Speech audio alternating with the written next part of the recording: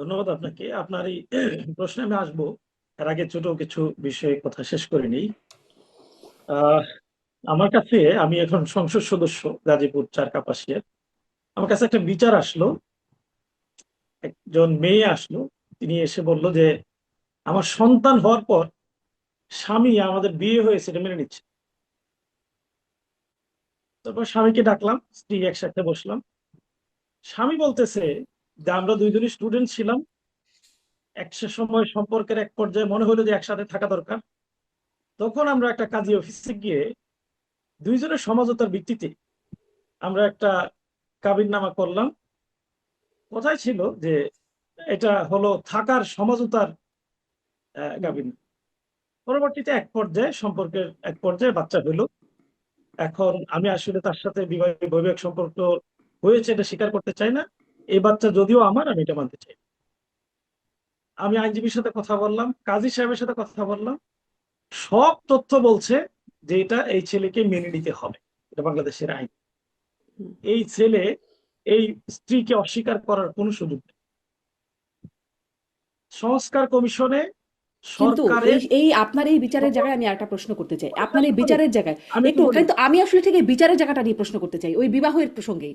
কারণ এরকমও তো বিবাহ হচ্ছে, বিবাহ হয়েছে, এরকম একটা মানে ধারণা দিয়ে যদি এই মানে তার ইভেন বাচ্চা হয়ে গেছে আপনি বলছেন, তাহলে তো ওই লোকের বিরুদ্ধে ধর্ষণের মামলা হবে। মানে তাকে হ্যাঁ, মিথ্যা বুঝ মানে দিয়ে কিন্তু হয়েছে। মেয়েটা এটা চাচ্ছে না। মেয়েটা এটা চাচ্ছে না, ধর্ষণের মামলা চাচ্ছে না। মেয়ে চাচ্ছে তার স্বামীর স্বীকৃতি। স্বামীর স্বীকৃতি, কিন্তু স্বামী এটা চাচ্ছে না। হুম। ধরেন, সংস্কার কমিশনে উপস্থিত ছিলেন বর্তমান সরকারের সম্মানিত স্বরাষ্ট্রমন্ত্রী। তিনি প্রস্তাব করেছেন যে কিভাবে জুলাই সনদ বাস্তবায়ন হবে। হুম। সেই প্রস্তাবের একটা অংশ ছিল হলো গণভোট। তিনি একাধিকবার সাংবাদিক সম্মেলন বলেছে যে আমরা গণভোটের পক্ষে, এবং গণভোট নির্বাচনের দিন হতে হবে।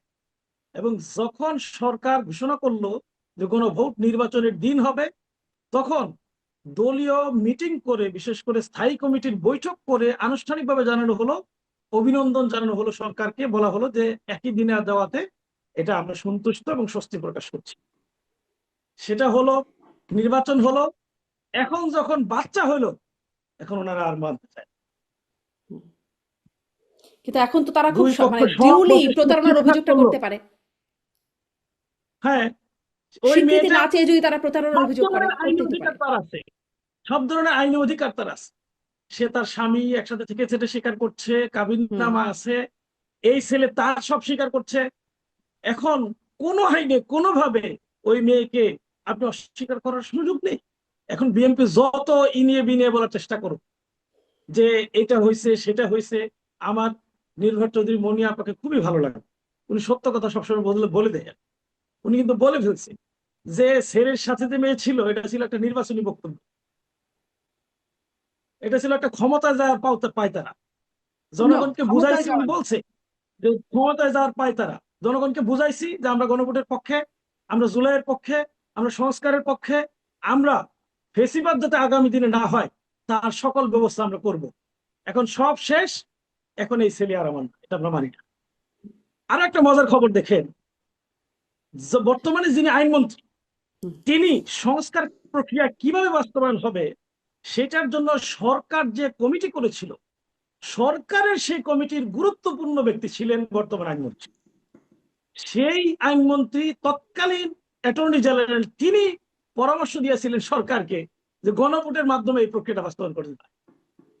তাহলে যিনি সরকারকে তখন উপদেষ্টা হিসেবে পরামর্শ দিলেন, সরকারের অ্যাটর্নি জেনারেল হিসেবে, প্রধান আইন কর্মকর্তা হিসেবে সকল প্রক্রিয়ার সাথে তিনি সরাসরি সম্পৃক্ত ছিলেন, তিনি এখন বলছেন ওই সময় যে বিধানটা নেওয়া হয়েছিল সেটা অবৈধ।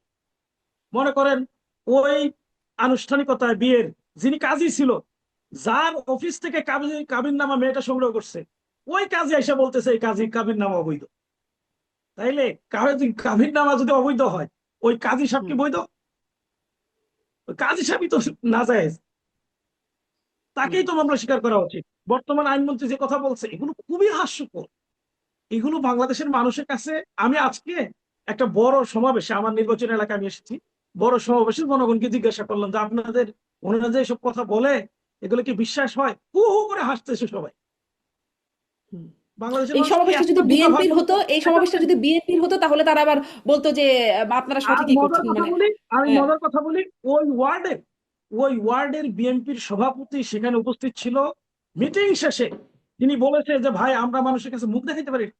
আরো খবর বলি, আমি একটা টকশোতে সরকার দলীয় একজন সংসদ সদস্যের সাথে একই সাথে টকশোতে ছিলাম। হুম, টকশো শেষ করে লিফটে উঠছি, উঠার পরে জিজ্ঞাসা করলাম, ওনারা তো আমার বড় ভাই বললাম যে ভাই আপনারা এই সাধারণ একটা জিনিস নিয়ে তেনা পেঁচাইতেছেন, সব তো সেটেল ছিল, রায় হইলো, সব কি হুম, হইলো। বলছে যে ভাই আর কথা বললো না, আর পারতেছি না, হুম, আমরা সবাই বিরক্ত। জি, আমি বললাম যে জি, কার প্রতি বিরক্ত? উনি বললেন যে যাকে 40 মিনিট দিছে তার প্রতি বিরক্ত। আমি বললাম যে উনাকে 40 মিনিট দিলেন কেন? বলছে যে আজও 40 জন নাই এই পক্ষে কথা বলার জন্য। নিজের বিরুদ্ধে নিজে কতক্ষণ কথা বলা যায়? যেই মানুষগুলো আমরা এলাকায় বাড়ি বাড়ি গিয়ে গণভোটের পক্ষে, হ্যাঁ ভোটের পক্ষে বলে আসলাম, এখন হুম। যখন আমরা সংসদে গণভোটের বিপক্ষে বলবো, এলাকায় গেলে মানুষ আমাদের ধরবে না? এই যে এই যে এখন যারা গণভোটের বিপক্ষে বলতেছে, এরা সবাই দেশের বাইরে ছিল। 5 স্টার হোটেল থেকে এখন আইসা ইলেকশন ইঞ্জিনিয়ারিং এর মাধ্যমে এমপি হয়েছে। তাদের তো আবার যারা জনগণের ওই কাছে যাওয়ার গণভোট দরকার নাই। প্রক্রিয়াটা নিল, তারাও দেশের বাইরে তার- ছিল, মানে দেশের বাইরের একটা খুব তার- ইফেক্ট আছে। তার- যারা আমি একটু যারা এই ট্রফি করছে নিয়ে তারা একটু কেউ দেশে ছিল না। তাদের তাদের ওই এসি রুমের চিন্তাধারা, মানুষকে বোকা ভাবা, জমিদারের চিন্তা, এগুলো এখন আর মানুষ খায় না। যারা জি, আসলে জনাব ভোট সালাউদ্দিন করে আইয়ুবী, একটু কষ্ট ওই করে এমপি প্রসঙ্গটাতেও হয়েছেন, যাই। তারা মনে করে যে জনগণের কাছে আমার যাইতে হবে, সুতরাং সুযোগ দিলেও তারা এখন সংসদে সরকারের পক্ষে কথা বলতে চায় না। একজনই বারবার দাঁড়ায়, যত আলোচনা হোক একজনই, আর কেউ না, একজনই দাঁড়ায় বারবার কথা বলার চেষ্টা। শেষ করবো আমি। বিষয়গুলো এত কঠিন যে আসলে সবাই বোঝেন কিনা, এটাও একটা ব্যাপার। গণভোট হ্যাঁ, সাধারণ মানুষ তো বোঝে কিনা জানি না, সংসদ সদস্যরাও বোঝেন কিনা জানি আরেকটা না। সর্বশেষ জি, আপনি যে প্রশ্নটা করেছিলেন হ্যাঁ, সেটা হলো ট্রফি। দেখেন, ট্রফি তো এইবার কিছুদিন আগে এসে সরকারের পক্ষ থেকেই আমি বলবো আনুষ্ঠানিকভাবে স্বীকৃতি দিয়েছে। যখন ট্রফি নিয়ে কথা বলে